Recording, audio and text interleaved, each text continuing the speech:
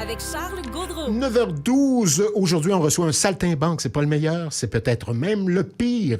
Son sens de l'humour et son sens du rythme font de lui un être maléfique. Il aurait dû être expulsé de cette planète il y a bien longtemps.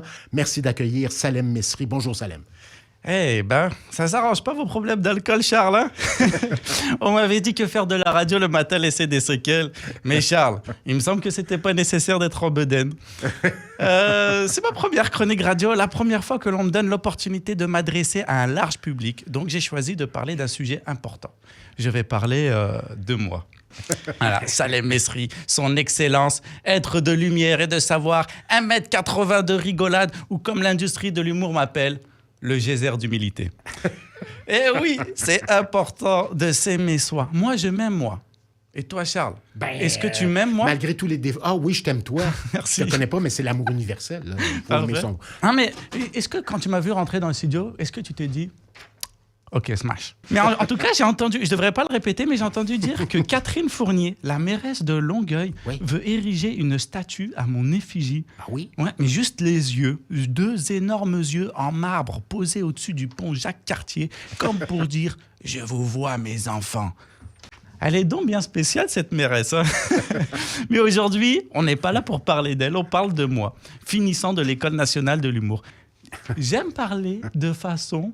éloquentieuse. La vie m'a donné l'opportunité d'être un crétin et j'aime tellement ça. Être un crétin, c'est comme être mort. C'est chiant pour mon entourage, mais moi, je le vis bien. De ma perspective, je vois que des gens intelligents... Et Charles. L'autre jour, je vois mon ami marcher. Moi, je marchais, nous marchions, les gens marchèrent.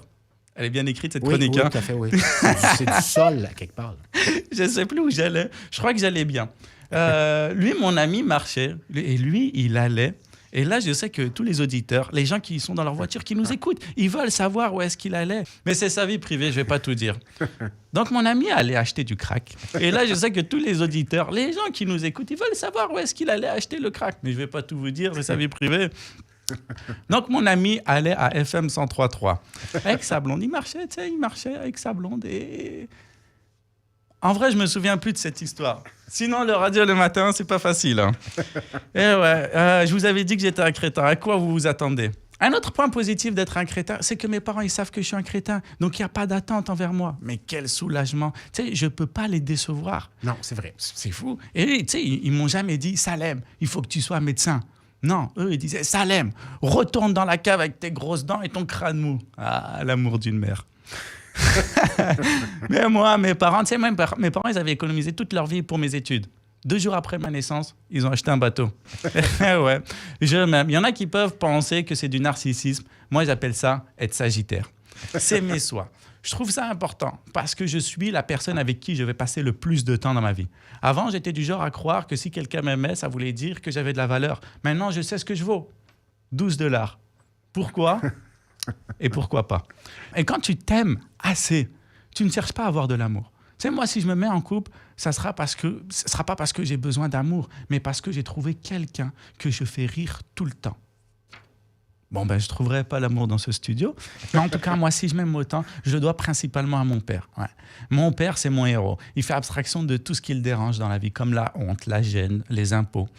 Et je l'ai vu cacher, tu sais, les yeux d'une personne dans le bus en disant « Devine qui c'est ?» Et même mon père ne savait pas qui c'était. Mais c'est du génie. Tu sais, il a raison. Il vit pour rire. Il n'a pas de colère intérieure, pas d'anxiété, car il vit en pensant que c'est une bonne personne, malgré mes nombreux signalements à la DPJ. Et c'est lui qui m'a appris que la vie est belle quand tu te donnes assez d'amour, même si tu es un crétin. Et comme mon père disait, vaut mieux être un crétin heureux qu'un comptable. Je ne sais pas pourquoi il disait ça. Mais en attendant, je vous souhaite sincèrement à toutes et à tous de vous aimer autant que vous m'aimez moi. C'était Salem Mesri, le crétin des crétins. Salem Mesri. On salue les comptables au passage.